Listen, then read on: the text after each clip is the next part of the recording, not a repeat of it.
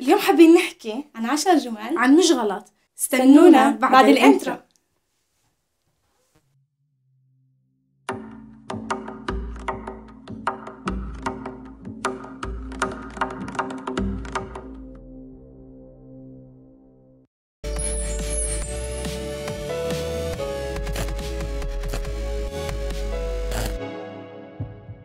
خبط لزق.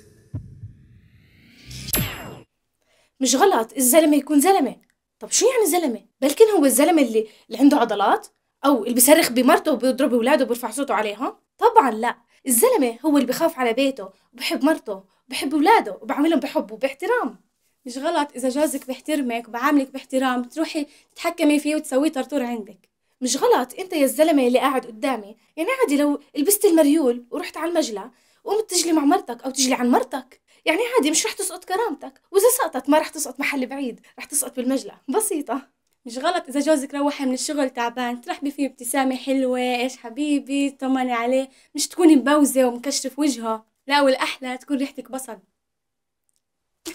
مش غلط إذا مرتك كانت تسوق وانت ركبت جنبها، يعني عادي ما تزعل، ما رح تنقص من رجوليتك شوي، بالعكس انبسط، لازم ترفع راسك لفوق وتفتخر في مرتك. بركب الحنطر درجن درجن. مش غلط إذا ما معك رخصة سواقة ضلت تنك على جوزك علمني سواقة علمني سواقة. طب إيش؟ طب افتخري إنه في واحد بيسوق لك السيارة بوصلك وين ما بدك تروحي، مش تضلي تحكي بدي أتعلم بالآخر لما يعلمك السواقة تصير تنتعي بالسيارة مش عارفة تسوقي. مش غلط يا عزيزي الرجل إذا قمت ومسكت القشاطة أو المكنسة وطلعت برا على البرندة وتقش مع مرتك، يعني عادي ما رح تنقص من رجوليتك، ولا تصير تحكي لمرتك أنا أطلع على البرندة وأقشلك، شو بدهم يقولوا الجيرات عني، شو بدهم يقولوا الجيران عني، يا الله. يعني تخافش حبيبي تخافش، كرامتك ما رح تنزل على الأرض، بالعكس أنت هيك ترتفع في نظر الناس في نظر مرتك. مش غلط إذا جوزك ما ساعدك في شغل الدار تصير تصرخي فيه وتحكي له تعال ساعدني تعال ساعدني، يعني أنا كل شغل الدار فوق راسي مش عارفة أشتغل. طب هيك بتفشل من الدار بزهق منك، تصير يحكي إنه الدار راحة إله، إذا أنت ضليتي هيك تنكي فوق راسه رح يطفش.